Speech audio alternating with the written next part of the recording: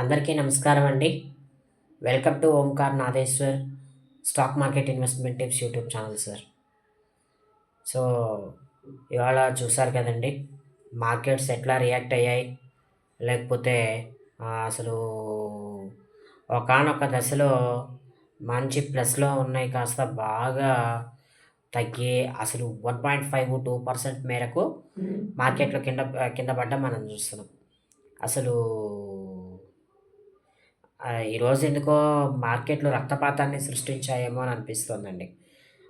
పోయిన వారం అంతా ఆహ్, ప్రవాహంలా ప్రవహించిన మార్కెట్ ఫాలింగ్ ఏదైతే ఉందో, అది ఈ వారం కూడా ఆగకుండా అలా కంటిన్యూ చేసింది. బహుశా నాకు తెలిసి 50 అదే నిఫ్టీలో 2500, 200 ఆర్ 250 ఇదే హైయెస్ట్ ఏమో అనుకుంటున్నాను నేను. ఇప్పటికి ప్రస్తుతానికైతే. ఇక లోకొచ్చేటప్పటికి అరౌండ్ 24,800, 850 850 దాకా వచ్చింది. సో, పర్లేదు. బానే మార్కెట్లు కింద పడడం మనం చూసాం ఈరోజు. అయితే ఈ మార్కెట్ ఫాల్ అనేది ఎంత దాకా ఉంటుంది? ఈ విషయాన్ని నేను నిన్ననే చెప్పాను సార్. ఏమని? మార్కెట్లు ఎంత దాకా కింద పడతాయి? సపోర్ట్ అండ్ రెసిస్టెన్స్ ఎక్కడున్నాయి? ఏంటి అనేది నేను నిన్ననే చెప్పాను. అయితే 800లో మంచి సపోర్ట్ ఉంటుందన్నారు. 800 కూడా క్రాస్ అయిపోయింది. ఒక 50% కిందకే మార్కెట్స్ అనేవి కిందనే ప్రయాణం చేస్తున్నాయి. అరౌండ్ 24,750 ఆర్ 700 ఆ రేంజ్‌కి కూడా ఒకానొక దశలో రావడం చూస్తున్నాం. 700కి అయితే రాలేదు కానీ ఏదో 750 ఆ రేంజ్‌కి అయితే ఒకసారి చూశాను నేను. సో, గత కొన్ని వారాలుగా వచ్చినటువంటి లాభం ఏదైతే ఉందో, అదంతా కూడా 2 రోజుల్లోనే ఫ్రిజ్‌ల్ ఔట్ అయిపోవడం మనం చూస్తున్నాం.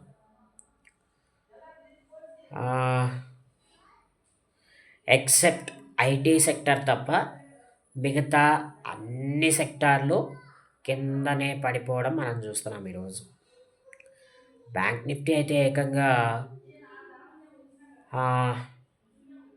1000 పాయింట్లకు పైగా పడిన బ్యాంక్ నిఫ్టీ అక్కడి నుండి రికవరీ తీసుకొని 100 పాయింట్ల ప్లస్‌లో మార్కెట్ అనేది క్లోజ్ అయింది. అయితే మార్కెట్లలో నంబర్స్ చెప్పుకోవాలి అంటే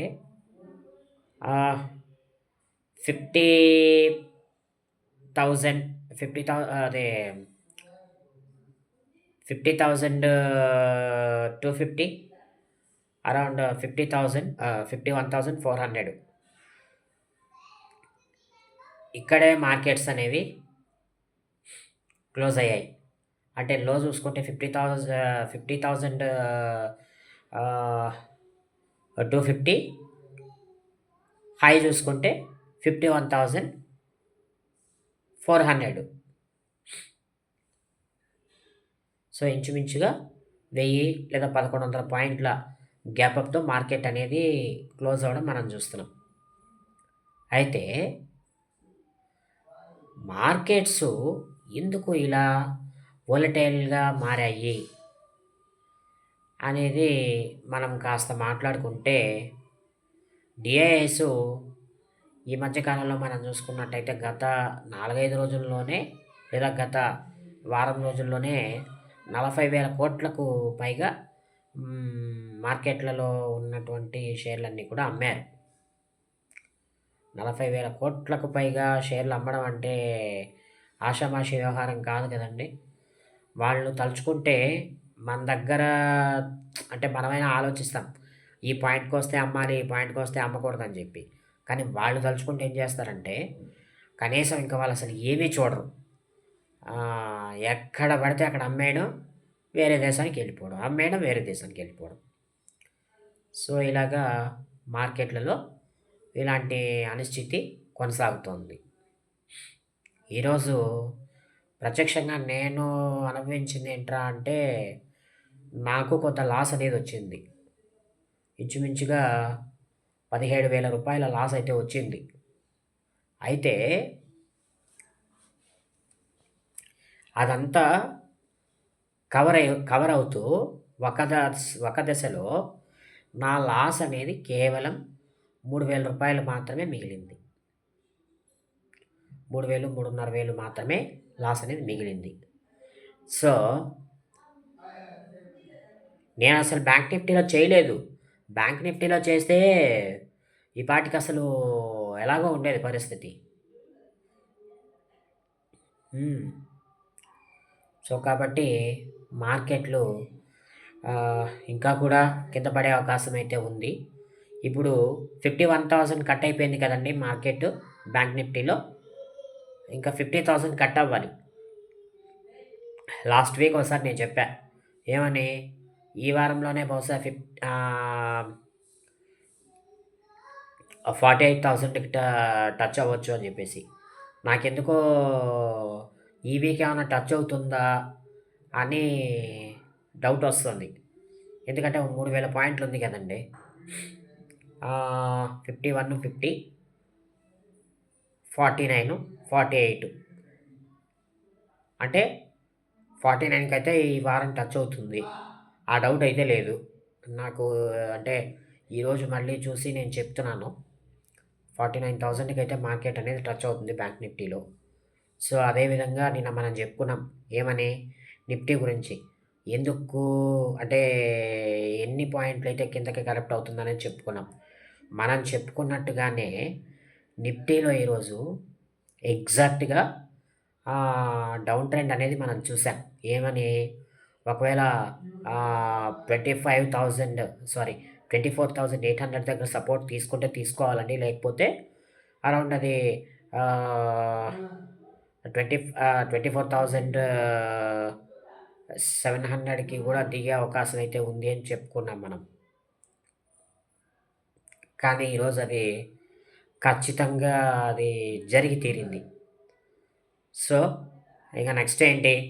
ఇంకొక 500 పాయింట్లుంది. ఆ 500 పాయింట్లు కూడా ఖచ్చితంగా దిగి తీరుతుంది ఈ వీకెండ్ లోపు. కాకపోతే ఒక్క విషయం సార్, గురువారం నిఫ్టీ ఎక్స్‌పైరీ ఉంది గాబట్టి, బహుశా అక్కడ రికవరీ అయిపోతే అయిపోవచ్చు. ఒక చెప్పలేము. ఇప్పుడు 400 పాయింట్లు, 300 పాయింట్లు అట్లా కింద పడుతూ వస్తుంది గదండీ రోజుకి. అది అందులో ఆన్ అండ్ యావరేజ్‌గా 700 పాయింట్లు అట్లా ఒకేసారి మొత్తము రికవరీ అయిపోయినా ఆశ్చర్యపోవాల్సిన అవసరమే లేదు. సో, కాబట్టి మార్కెట్లలో అందరము కూడా జాగ్రత్తగా ఉండాలి. ఆర్ఐఎల్ అదేవిధంగా పూనావాలా ఫిన్కార్ప్ అదేవిధంగా బీపీసీఎల్. సో, ఇవన్నీ కూడా పూనావాలా ఫిన్కార్ప్ అయితే అరౌండ్ 40-50% దాకా పెరగడం అనేది మనం చూస్తున్నాం. లోయర్ లెవెల్ నుంచి తీసుకుంటే. ఇక్కడ వీళ్ళు ఈ పూనావాలా ఫిన్కార్ప్ షేర్ హోల్డర్స్ ఎవరైతే ఉన్నారో వాళ్ళు అదే ప్రాఫిట్ బుక్ చేసుకుంటే కొంతవరకు బెటరు. ఎందుకంటే మార్కెట్స్‌లో మంచి అప్ మూవ్‌మెంట్సు రావాలంటే ఇంకా కొంచెం టైం పడుతుంది. సో, మార్కెట్స్‌లో ఉన్న లాభాలను ఎందుకండి వదులుకోవడం? కాబట్టి మార్కెట్స్‌లో మీకొచ్చిన లాభాలు ప్రస్తుతానికి బుక్ చేసుకొని బయటికైతే రండి. సో, ఇంకోటండి కొత్తగా అంటే ఇప్పుడు ఏదైనా కంపెనీలో ఇప్పుడు మో పెట్టుబడులు పెట్టాలనుకునే వాళ్ళకి దసరాలో ఫ్లిప్‌కార్ట్, అమెజాను ఇవన్నీ ఎలాగైతే ఆఫర్స్ ఇస్తున్నాయో, అదే విధంగా స్టాక్ మార్కెట్ కూడా ఆఫర్స్ ఇచ్చిందని మీరంతా భావించాలి. ఎందుకంటే అరౌండ్ 1000 పాయింట్లకు పైగా మార్కెట్ అనేది కరెక్ట్ అవ్వడం మనం చూస్తున్నాం. సో, ప్రతీదీ కూడా 5-10% కరెక్షన్‌కనేది వచ్చింది. ఇంకొక 5-10% కరెక్షన్ అనేది మనం ఎక్స్‌పెక్ట్ చేయొచ్చు. సో, కాబట్టి మార్కెట్‌లలో ఇప్పుడు ఇన్‌స్టాల్‌మెంటల్ పద్ధతిలో గనక ఇన్వెస్ట్ చేసినట్లయితే రాబోయే 5, 6 నెలల్లో మీరు మంచి లాభాలు చూస్తారు. సో, ఇలాంటి ఇంకా ఎన్నో మంచి మంచి ఆహ్, స విశేషాలు నేను చెప్తుంటాను సార్ మీకు. స్టాక్ మార్కెట్ గురించి అవేర్‌నెస్ చేస్తుంటాను. సో, కాబట్టి ఈ వీడియో గనక మీకు నచ్చినట్లయితే దయచేసి లైక్, షేర్, కామెంట్, సబ్స్క్రైబ్ చేయండి. సో, అదేవిధంగా ఆహ్, నా ఛానల్ నచ్చినట్టయితే గనక ఇంకా ఎక్కువ మందికి షేర్ చేయండి. సబ్స్క్రైబ్ చేయడం మర్చిపోవద్దు. ఈ వీడియో మీద మీ అభిప్రాయం అనేది కామెంట్ రూపంలో తెలియజేయండి. లైక్ చేయండి. Thank you very much sir. మరొక మంచి వీడియోతో మరలా తిరిగి మీ ముందుకు వస్తాను. అంతవరకు సెలవు. నమస్కారం.